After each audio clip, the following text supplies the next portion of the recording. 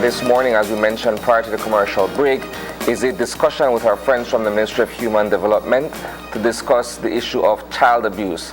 That being said, we have Georgia Oshon, the Human Development Officer at the Ministry, with us. Good morning, Georgia. We also have Lori Cunningham. She's a Community Development Officer, also from the Ministry of Human Development. Good morning, ladies. Good morning. The discussion surrounding child abuse, I would gather, is a very broad one. Exactly. As it manifests itself in various forms, right? I'll ask you guys where you want us to begin from, considering how broad a topic child abuse is. So, Ms. Cunningham will speak about what is child abuse first, so to have the audience understand what we are coming from. So everyone has their own definition of what child abuse is. According to the Families and Children's Act, Section 47, it stipulates that child abuse is not limited, but is basically the infliction on a child sexually, physically, psychologically, emotionally, and ill treatment of any child. We deal a lot with neglect, and there is a thin line between willful neglect and unwillful neglect. As it relates to neglect, it's the ability that a person has to be able to provide for that child but refuses to. So that's a thin line and thin difference there between willful and unwillful neglect, which is all a part of child abuse. So let's gear towards environment, right? Since you brought up that subject, lately we've been seeing a lot of what the media you would consider to be abuse or negligence in that matter. Belize has a high poverty rate, and therefore we would kind of have that line be a little bit blurred in certain aspects, right? So where does the Ministry of Human Development come in when it comes to that environment then producing that unwillful neglect? It's all based on the assessment and our investigation. We're looking at the environment. If a person is unable to provide, we cannot say that is neglect. We would try to use whatever services that we have to offer to help enhance this family so that they would be able to provide the basic needs, clothing, shelter, what's not for the child. In the event that the family has it and refuses to provide, example, medical care.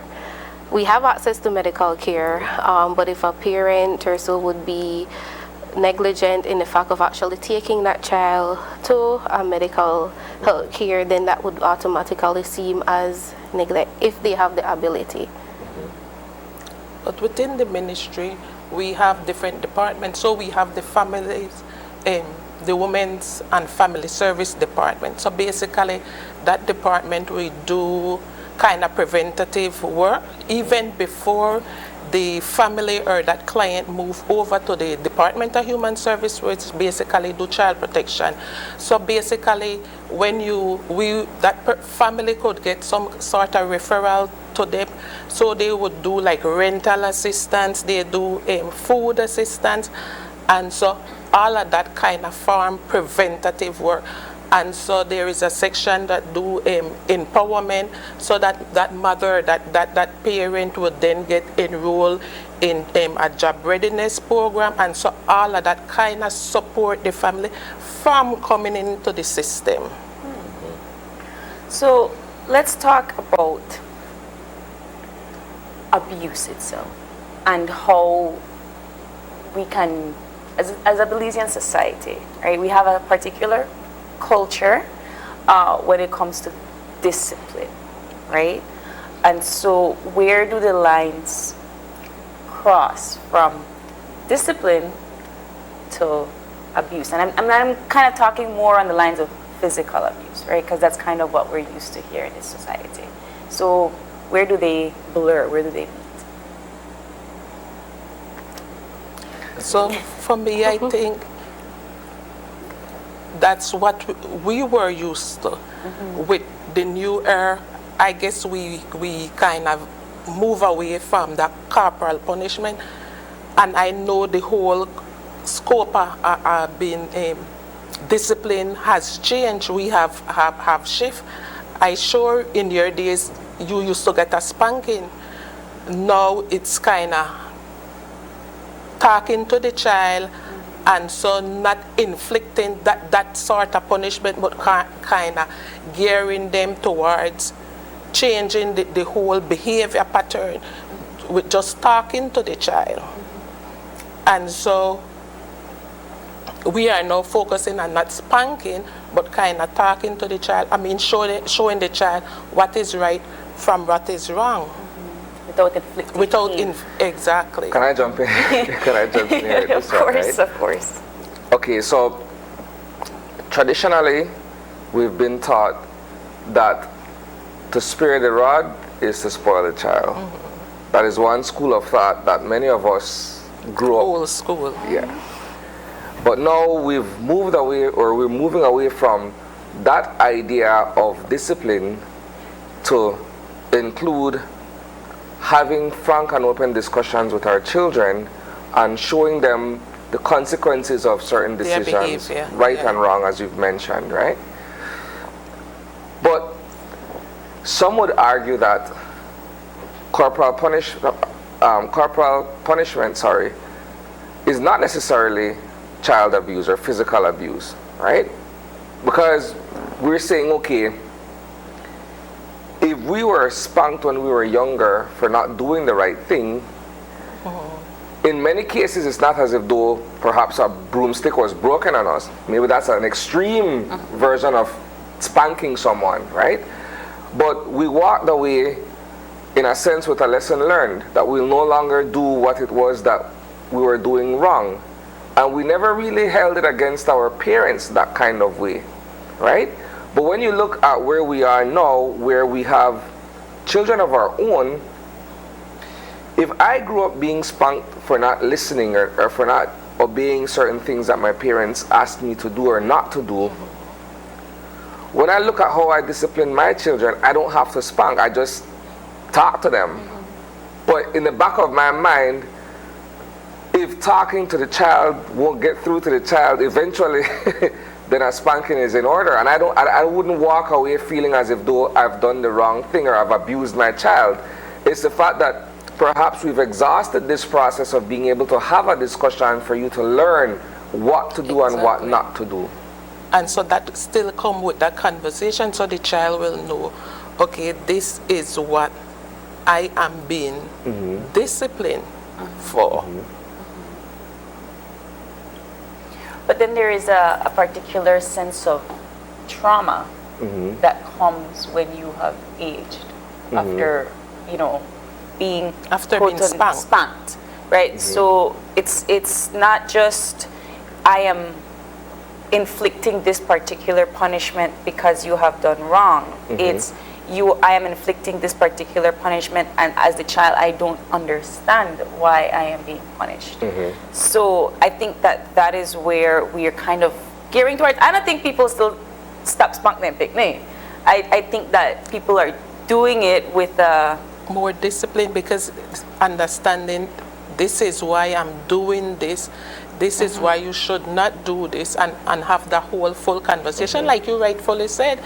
I mean, days gone by, you used to get spanking. Now you have a child, you know that you can have that conversation, and so based on that conversation, the child behavior will change or shift somewhat with that conversation after explaining everything with the child. And so in most time, because the child grew up having that conversation, even when you're saying, you know what, I will spank you, and so just that thought, like what you said, because the child know that come with some level trauma and inflicting that trauma, so the child whole behavior change.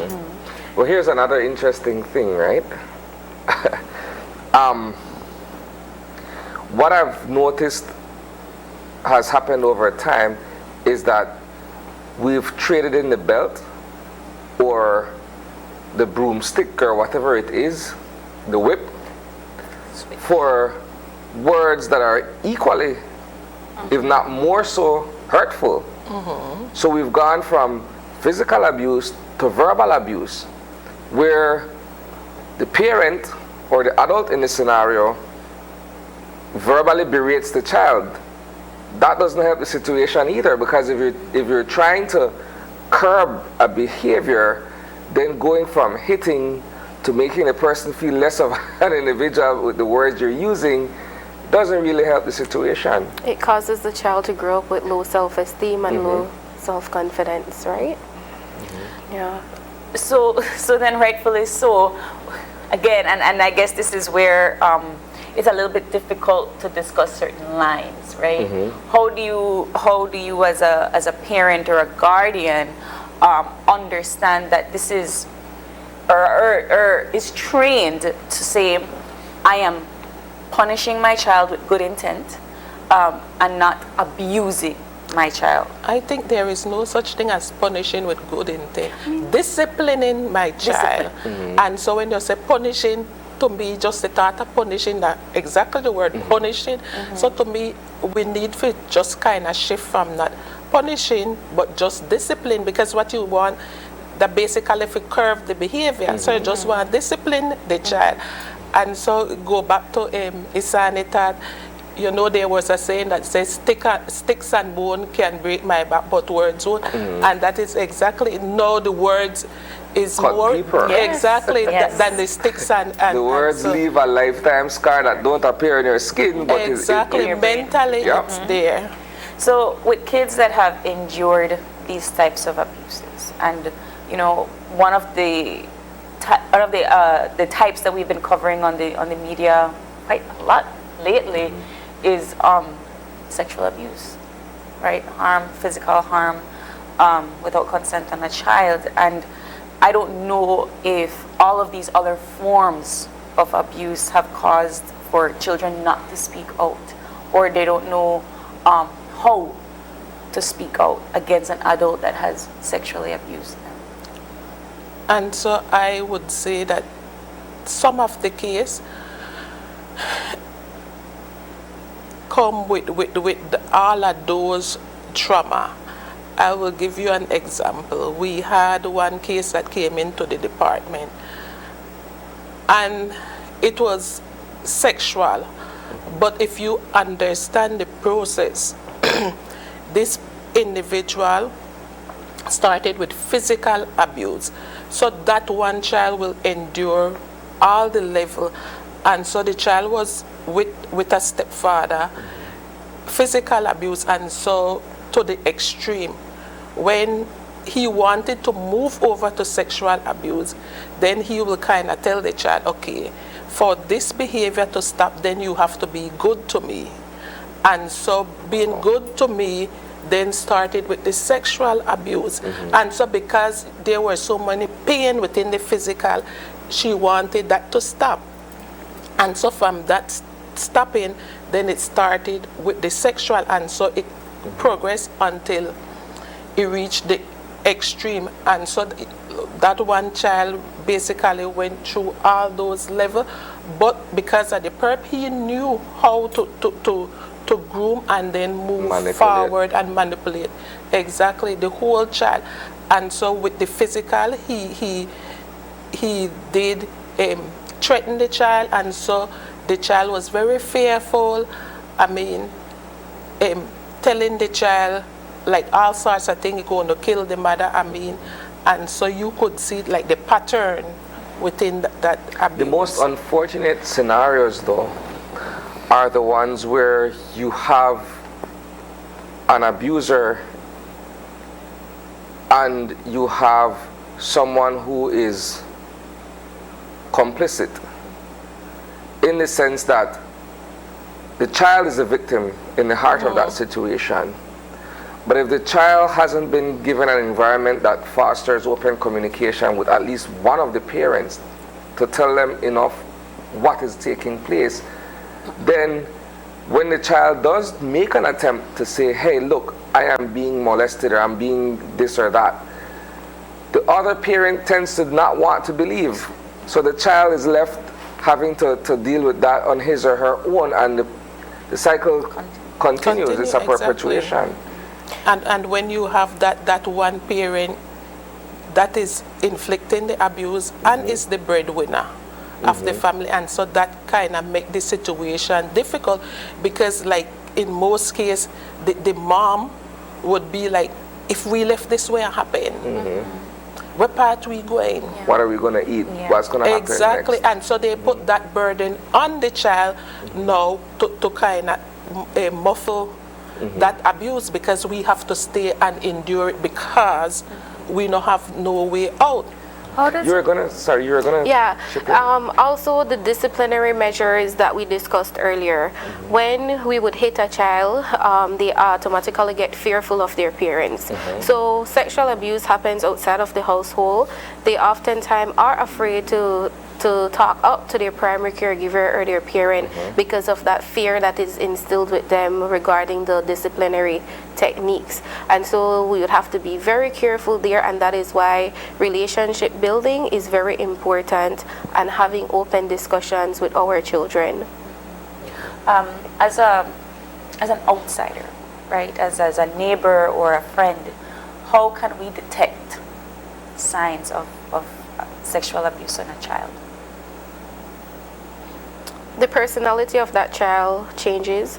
You would often see that sometimes children that are very outgoing and outspoken would start to somewhat isolate themselves, would get quiet, you know. Some of them would be straight up, you know, and say what happens, but you definitely see a change in that child's behavior.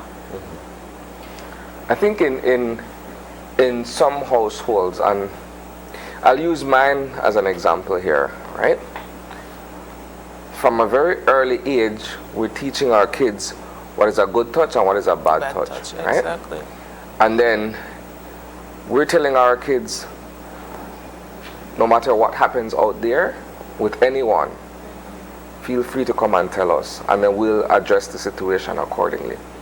But that comes with an openness. You have to be able to speak with the child and listen to what the child says in response. It's not just talking to, it's also listening and allowing the child to have a voice and express, you know, his or her voice.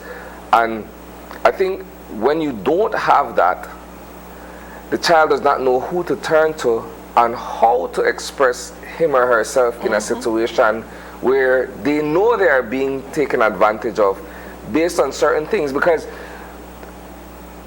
touching a child in a certain kind of way, hitting a child, automatically that child knows something is wrong, right? But if he doesn't have or she doesn't have anyone to say, hey mom, this happened earlier, enough for her mom to say, you know what, that was right or that was wrong. They just don't say anything. Then, as I mentioned earlier, the whole cycle continues to repeat itself. And I can only think of the psychological effect of that later on. Because now when you endure all of that as a child, you survive it, so to speak.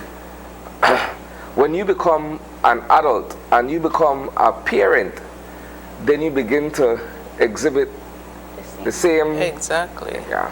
So Or what- you become overprotective of your child. And so trusting no one, fearing everyone, and kind of shelter that child, rather than have that open conversation that you didn't have as a child with your parent. So what steps is the ministry then taking to provide education to the public when it comes to these kinds of conversations? Hence the reason we are here. We are doing sensitization like across the board. We have a 0800 protect number that is 24/7 working. We do mandatory training to teachers, and we did it with, I think, some JPs and all of that. We do continuous training and sensitization to the public in terms of child protection, because as our statistics show, last year we had, I guess, 1,327 total case, and for January to July we are up over 700 already for the first half of the year. So you know, child abuse is on the rise. And those are particular types of abuses, or just we have it by district. We have it different issue, abandonment, emotional abuse, sexual, and so you kind of separated. But there's a distinction between a claim versus perhaps an investigation that determines that in fact there is a case of abuse. What we call it substantiated cases. Yeah. And how does the ministry collect these statistics? So we have an electronic database that all information would then come onto that database. I just asked because as a child, I don't know how many. Who would they tell? Would they tell a teacher, a parent, a friend that something is not right at home? So child abuse can come in any form.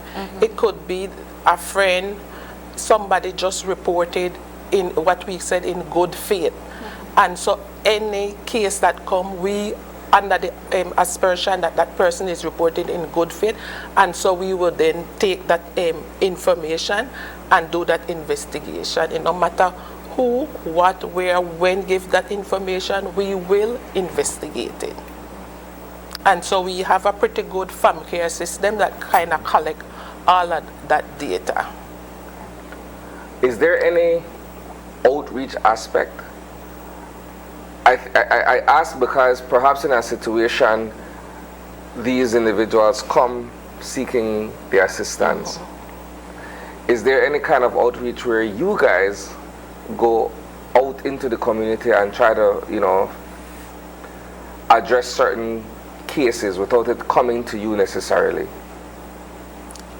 The thing is, we need information. So basically, whatever information we have, it doesn't matter how small or the information, based on that we kind of map it out how we could go.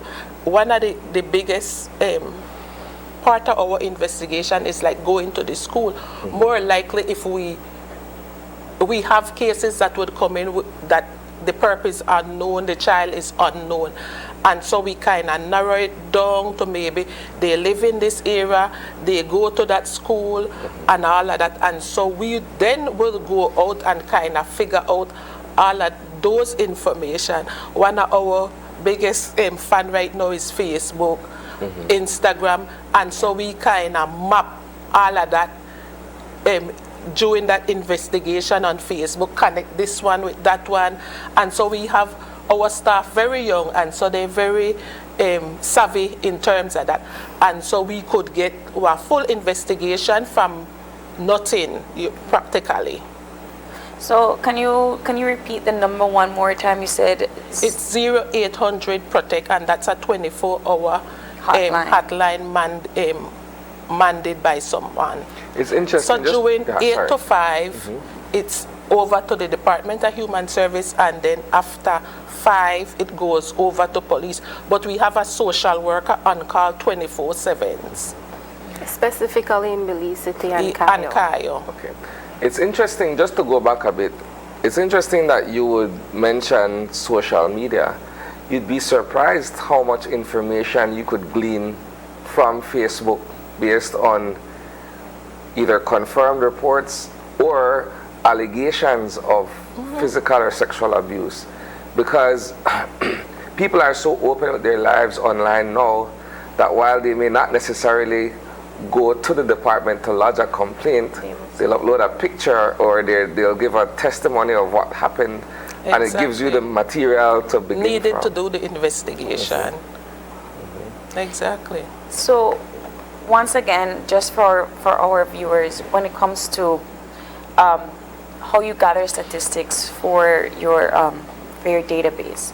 And then in turn, the Ministry of Human Development will do an investigation.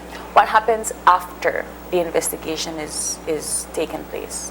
So It depends on the findings of that case.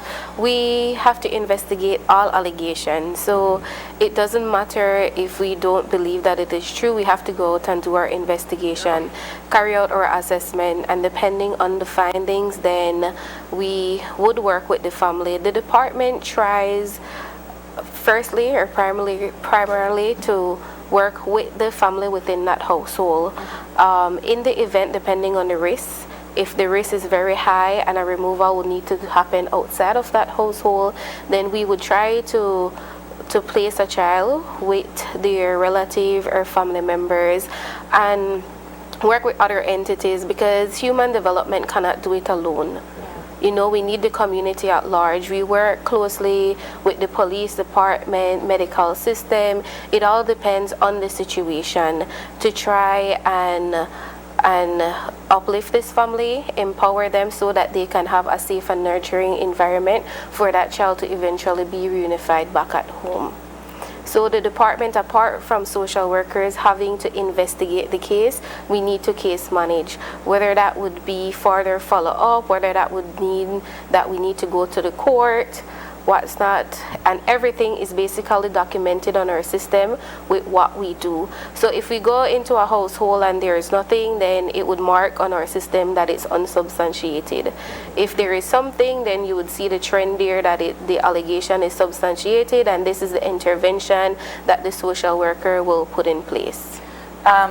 Is there a rehabilitation program for the child afterwards?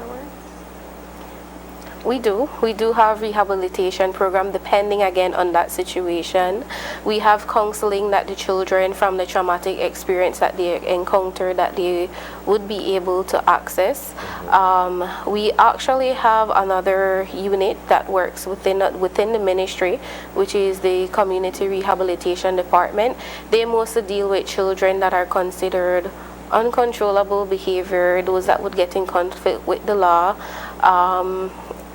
that they would place at what we call New Beginnings, that offers that service to them as well. Well, I'm just processing. I'm processing it too. So I feel that we could carry on this conversation just because this is a very relatable topic. I feel that the idea of corporal punishment is something that still is systematically in place, whether, some parents are trying to gear towards more of a open conversation, dialogue with their kids. But is there anything in particular that the ministry would like to tell our viewers when it comes to child abuse and how to be a champion for kids, I guess? I think it's basically if you see something or know something, say something. And so like I said, there is 0800, that is 24 hours. Whatever information you have, you share it, and we will surely go out and do the investigation. Well, we would like to thank you ladies so much for dropping by. You're welcome anytime. If there is anything else that our viewers will be required to know, we'll let you guys know, so you come back in and talk to us. Yes. Okay, thank you. But Georgia, Lori, thank you so much. And with that, we are going to take our next break, and we'll be back with our second conversation for this morning, so stay tuned.